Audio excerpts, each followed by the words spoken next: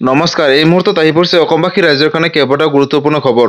Ration card থকা পৰিয়ালৰ বাবে কেইবাটাও ভাল খবৰ। যাৰ যাৰ ঘৰত ৰেচন কাৰ্ড আছে প্ৰত্যেকটা পৰিয়ালে নতুনকৈ চৰকাৰী 5টাকৈ আঁচনিৰ সুবিধা লাভ কৰিব। তো বন্ধু-বান্ধৱীসকল, যদি আপোনালোকৰ ঘৰত ৰেচন কাৰ্ড আছে তেতিয়াহ'লে আপোনালোকে নতুনকৈ চৰকাৰী 5টাকৈ আঁচনিৰ সুবিধা লাভ কৰিব। কেনেকৈ আঁচনিসমূহ আবেদন কৰিব, কি আঁচনি সবিশেষ জানিব এইটো ভিডিঅ'ৰ মাধ্যমত। আৰু কিছুমানৰ ইতিমধ্যে আবেদনৰ কামসমূহ আৰম্ভ হৈছে, গতিকে ভিডিঅ'টো সম্পূৰ্ণকৈ চাওক আৰু ষ্টেপ বাই ষ্টেপ বুজি লওক। তো বলক ভিডিঅ'টো আৰম্ভ কৰোঁ। আজিৰ প্ৰথমটো আঁচনি হৈছে যাৰ যাৰ ঘৰত ৰেচন কাৰ্ড আছে তেওঁলোকে নতুনকৈ চৰকাৰী ঘৰৰ বাবে আবেদন কৰিব পাৰিব।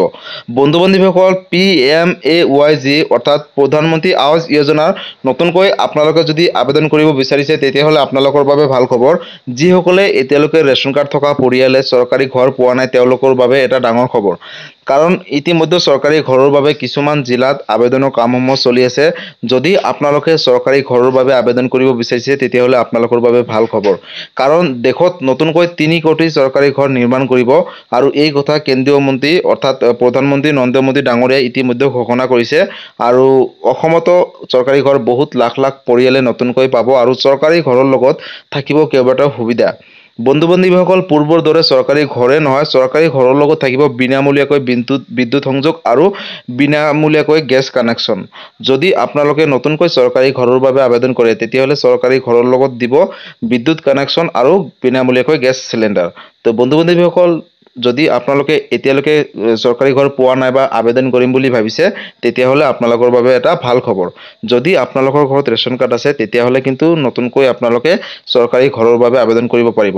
আৰু চৰকাৰী ঘৰ কেনেকৈ আবেদন কৰিব, ক'ত কৰিব চাওক। যদি চৰকাৰী ঘৰ আবেদন কৰিবলৈ হয় আপোনালোকে যদি অনলাইনৰ মাধ্যমত কৰে তেতিয়া অনলাইনত যিকোনো কম্পিউটাৰ দোকানত গৈ কৰিব পাৰিব।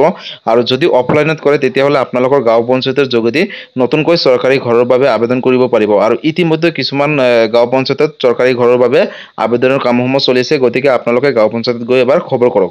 আৰু যদি PMAYG অৰ্থাৎ চৰকাৰী ঘৰক লৈ কিবা সুধিবলগীয়া আছে মই কমেণ্ট কৰিম। আজিৰ পৰৱৰ্তী আঁচনিটোৱে হৈছে যাৰ যাৰ ঘৰত ৰেচন কাৰ্ড আছে তেওঁলোকে নতুনকৈ অৰুণোদয় আঁচনিৰ বাবে আবেদন কৰিব পাৰিব। অৰ্থাৎ অৰুণোদয় আঁচনি 3.0। অসমত নতুনকৈ 20 লাখ পৰিয়ালে নতুনকৈ ৰেচন কাৰ্ড থকা প্ৰত্যেকটা পৰিয়ালে অৰুণোদয় আঁচনিৰ বাবে আবেদন কৰিব পাৰিব। আৰু অৰুণোদয় আঁচনি 3.0 মুখ্যমন্ত্ৰী ডক্টৰ হিমন্ত বিশ্ব শৰ্মাই ঘোষণা কৰিছে যে যাৰ যাৰ ঘৰত ৰেচন কাৰ্ড আছে তেওঁলোকে নতুনকৈ অৰুণোদয় আঁচনিৰ বাবে আবেদন কৰিব পাৰিব। আৰু অৰুণোদয় আঁচনি হৈছে এনেকুৱা এটা আঁচনি যিটো আঁচনিৰ অধীনত প্ৰত্যেক মাহৰ 10 তাৰিখে হিতাধিকাৰীসকলে 1250 টকাকৈ পোনপটীয়াকৈ DBTৰ মাধ্যমত বেংক একাউণ্টত লাভ কৰে। তো বন্ধু-বান্ধৱীসকল, যদি আপোনালোকে এতিয়ালৈকে অৰুণোদয় আঁচনি পোৱা নাই আৰু যদি আপোনালোকৰ ঘৰত ৰেচন কাৰ্ড আছে তেতিয়াহ'লে আপোনালোকে অহা ছেপ্টেম্বৰ মাহৰ 1 তাৰিখৰ পৰা নতুনকৈ অৰুণোদয় আঁচনিৰ বাবে আবেদনৰ কামসমূহ আৰম্ভ হ'ব। গতিকে আপোনালোকে যদি অৰুণোদয় আঁচনি পোৱা নাই, যদি যোগ্য হিতাধিকাৰী হয় তেন্তে আপোনালোকে নতুনকৈ অৰুণোদয় আঁচনিৰ বাবে আবেদন কৰিব। নিশ্চয় অৰুণোদয় আঁচনি আপোনালোকে অন্তৰ্ভুক্ত হ'ব। আৰু অন্তৰ্ভুক্ত হোৱাৰ পিছতে প্ৰতি মাহেকৰ 10 তাৰিখে 1250 টকাকৈ DBTৰ মাধ্যমত আপোনালোকৰ বেংক একাউণ্টত লাভ কৰিব। কিন্তু অৰুণোদয় আঁচনি কেনেকৈ আবেদন কৰিব চাওক বন্ধু-বান্ধৱীসকল, যদি অৰুণোদয় আঁচনি আবেদন কৰিবলৈ হয় ইতিমধ্যে অসম চৰকাৰে ঘোষণা কৰিছে গাঁও পঞ্চায়তৰ যোগেদিও হ'ব পাৰে বা অনলাইনৰ মাধ্যমতে হওক। বন্ধু-বান্ধৱীসকল, যেতিয়াই নতুনকৈ অৰুণোদয় আঁচনি 1 ছেপ্টেম্বৰৰ পৰা আবেদনৰ কামসমূহ আৰম্ভ হ'ব তাৰ আগতে অফিচিয়েলভাৱে আপডেট আহিব কেনেকৈ আবেদন কৰে। মই সবিশেষ ভিডিঅ' বনাই আপলোড কৰিম, আপোনালোকে চাব পাৰিব। যদি আপোনালোকৰ ঘৰত ৰেচন কাৰ্ড আছে তেতিয়াহ'লে আপোনালোকে অৰুণোদয় আঁচনি 3.0 আবেদন কৰিব আৰু প্ৰতি মাহৰ 10 তাৰিখে 1250 টকাকৈ পোনপটীয়াকৈ আপোনালোকৰ বেংক একাউণ্টত লাভ কৰক। আৰু এই টকা দিব আপোনালোকক ৰাজ্য চৰকাৰে। আৰু মুখ্যমন্ত্ৰী ডক্টৰ হিমন্ত বিশ্ব শৰ্মাই ঘোষণা কৰিছে অসমত নতুনকৈ 20 লাখ ৰেচন কাৰ্ড থকা পৰিয়ালে নতুনকৈ অৰুণোদয় আঁচনি অন্তৰ্ভুক্ত হ'ব বুলি ঘোষণা কৰিছে। আৰু যদি অৰুণোদয় আঁচনিক লৈ কিবা সুধিবলগীয়া আছে মোক কমেণ্ট কৰিব, মই নিশ্চয় ৰিপ্লাই দিবলৈ চেষ্টা কৰিম। আজিৰ পৰৱৰ্তী খবৰটি হৈছে যাৰ যাৰ ঘৰত ৰেচন কাৰ্ড আছে তেওঁলোকে নতুনকৈ চৰকাৰী উজ্জ্বলা যোজনা গেছ অৰ্থাৎ প্ৰধানমন্ত্ৰী উজ্জ্বলা গেছৰ বাবে আবেদন কৰিব পাৰিব। বন্ধু-বান্ধৱীসকল, যদি আপোনালোকৰ ঘৰত ৰেচন কাৰ্ড আছে আৰু এতিয়ালৈকে বিনামূলীয়াকৈ গেছ চিলিণ্ডাৰ লাভ কৰা নাই তেতিয়াহ'লে আপোনালোকৰ বাবে এটা ভাল খবৰ। ইতিমধ্যে নতুনকৈ চৰকাৰী গেছৰ বাবে আবেদনৰ কামসমূহ আৰম্ভ হৈছে। যদি আপোনালোকে গেছ চিলিণ্ডাৰ পোৱা নাই চৰকাৰীকৈ তেতিয়াহ'লে আপোনালোকে কিন্তু নতুনকৈ চৰকাৰী গেছৰ বাবে আবেদন কৰিব পাৰিব। আৰু যাৰ বাবে আপোনালোকে আবেদন কৰিবলৈ হ'লে ওচৰ চুবুৰীয়া CSC চেণ্টাৰত গৈ বা আপোনালোকে য'ত ডিষ্ট্ৰিবিউটাৰ আছে গেছ চিলিণ্ডাৰৰ এজেঞ্চিত গৈ নতুনকৈ আপোনালোকে কিন্তু উজ্জ্বলা যোজনা গেছৰ বাবে আবেদন কৰিব পাৰিব। যদি আপোনালোকে এইচপি গেছৰ বাবে কৰে এইচপি গেছৰ এজেঞ্চিত যাব বা আপোনালোকে ইন্ধন কৰিলে ইন্ধন গেছৰ এজেঞ্চিত গৈ আবেদন কৰিব অথবা আপোনালোকে যদি ভাৰত গেছ আবেদন কৰে তেতিয়াহ'লে আপোনালোকে ভাৰত গেছৰ এজেঞ্চিত গৈ নতুনকৈ আপোনালোকে প্ৰপত্ৰ জমা দিব অনলাইনৰ মাধ্যমত আবেদন কৰিব পাৰিব বন্ধু বান্ধৱীসকল যদি আপোনালোকৰ ৰেচন কাৰ্ড আছে তেতিয়াহ'লে চৰকাৰী সুবিধাখিনি লাভ কৰক কাৰণ চৰকাৰে বিনামূলীয়াকৈ কেইবাটাও সুবিধা ইতিমধ্যে দিছে গতিকে আপোনালোকে এই সুবিধাটো লাভ কৰক তো আৰু যেতিয়া আপোনালোকে আবেদন কৰিব আবেদন কৰাৰ সময়ত মন কৰিবলগীয়া কথাটো হ'ল যে যিটো আধাৰ কাৰ্ড দিব সেই আধাৰ কাৰ্ড দি অন্য গেছ কিন্তু যদি লৈছে বেলেগকৈ তেতিয়াহ'লে কিন্তু আপোনালোকে নতুনকৈ গেছ চিলিণ্ডাৰ নাপাব আপোনালোকে যেতিয়া নতুনকৈ গেছ চিলিণ্ডাৰৰ বাবে আবেদন কৰিব তেতিয়া যিটো আধাৰ কাৰ্ড দিব সেই আধাৰ কাৰ্ডটো যাতে অন্য গেছ চিলিণ্ডাৰৰ লগত কানেক্ট হৈ নাথাকে বা আপোনালোকে যেতিয়া নতুন গেছ চিলিণ্ডাৰ আবেদন কৰিব নতুনকৈ আধাৰ কাৰ্ড দিব যিটো আধাৰ কাৰ্ড হয়তো বেলেগ গেছৰ লগত কানেকশ্যন নাই তেতিয়াহে আপোনালোকে নতুনকৈ গেছ চিলিণ্ডাৰ লাভ কৰিব আৰু এই কথা মই কোৱা নাই এইটো অফিচিয়েলভাৱে আপডেট আহিছে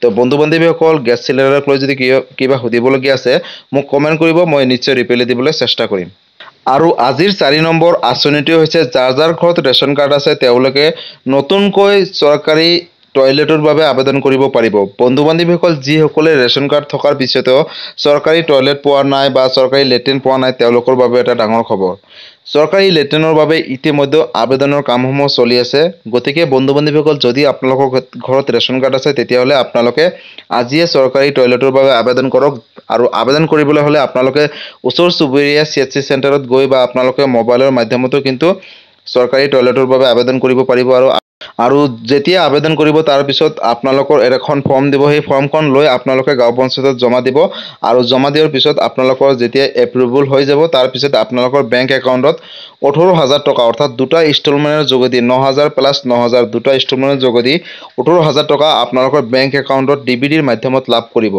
গতিকে বন্ধু বান্ধৱীসকল যদিহে আপোনালোকৰ ঘৰত ৰেচন কাৰ্ড আছে আৰু এতিয়ালৈকে চৰকাৰী টয়লেট পোৱা নাই তেতিয়াহ'লে আপোনালোকৰ বাবে এটা ডাঙৰ খবৰ ইতিমধ্যে চৰকাৰী টয়লেটৰ বাবে আবেদনৰ কামসমূহ চলি আছে গতিকে বন্ধু বান্ধৱীসকল যদি আপোনালোকে এতিয়ালৈকে চৰকাৰী টয়লেট পোৱা নাই আজিয়ে আবেদন কৰক এতিয়াই আবেদন কৰক আৰু চৰকাৰী সুবিধাখিনি লাভ কৰক যিখিনি চৰকাৰে দি আছে গতিকে আপোনালোকৰ যদি ৰেচন কাৰ্ড আছে তেতিয়াহ'লে আপোনালোকে ওচৰ চুবুৰীয়া CHC চেণ্টাৰত গৈ আজিয়ে চৰকাৰী টয়লেটৰ বাবে আবেদন কৰক আৰু দুটা ইনষ্টলমেণ্টৰ যোগেদি 9,000 প্লাছ 9,000 18,000 টকাকৈ লাভ কৰক আৰু যেতিয়া আবেদন কৰিব আপোনালোকৰ ডকুমেণ্টছ নথিপত্ৰখিনি অলপ স্পষ্টকৈ ধুনীয়াকৈ আপলোড কৰিব যাতে কোনো ধৰণৰ ভুল নহয় যাৰ বাবে আপোনালোকে যাতে আঁচনিৰ পৰা বঞ্চিত নহয় আৰু আজিৰ 5 নম্বৰ আঁচনিটো হৈছে যাৰ ঘৰত ৰেচন কাৰ্ড আছে তেওঁলোকৰ বাবে এটা ডাঙৰ আঁচনি বন্ধু বান্ধৱীসকল যদিহে আপোনালোকৰ ঘৰত ৰেচন কাৰ্ড আছে তেতিয়াহ'লে আপোনালোকে নতুনকৈ PM কিষাণ যোজনাৰ বাবে আবেদন কৰিব পাৰিব আৰু PM কিষাণ যোজনা এনেকুৱা এটা আঁচনি যিটো আঁচনিৰ অধীনত বছৰি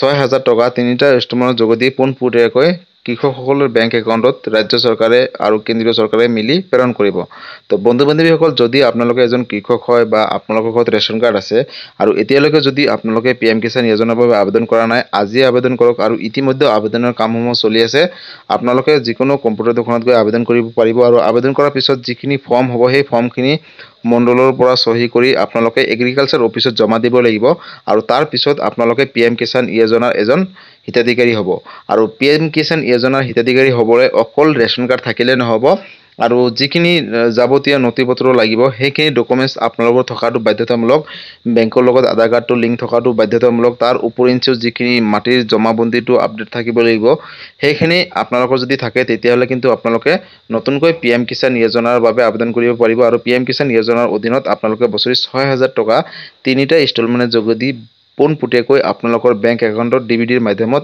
আবেদন লাভ কৰিব পাৰিব তো বন্ধু বান্ধৱীসকল আজি আছিলে এই 5টা আঁচনি যিকেইটা ৰেচন কাৰ্ড থকা পৰিয়ালেহে আবেদন কৰিব পাৰিব আৰু যদি PM কিষাণ যোজনাক লৈ কিবা সুধিবলগীয়া আছে মোক কমেণ্ট কৰিব মই নিশ্চয় ৰিপ্লাই দিবলৈ চেষ্টা কৰিম বন্ধু বান্ধৱীসকল আজি আছিলে এইটো এটা ইনফৰমেটিভ ভিডিঅ' আৰু গুৰুত্বপূৰ্ণ খবৰসমূহ ভিডিঅ'টো চাই কেনেকুৱা পালে যদি ভাল পালে চেনেলটো নতুনকৈ আহিছিলে চেনেলটো ছাবস্ক্ৰাইব কৰিব লাইক কৰিব আৰু কিবা সুধিব থাকিলে মোক কমেণ্ট কৰিব আৰু সকলোৰ মাজতে শ্বেয়াৰ কৰক কাৰণ এই আপডেটকেইটা সকলো জনাটো উচিত বা চোৱাটো উচিত ধন্যবাদ জয় আই অসম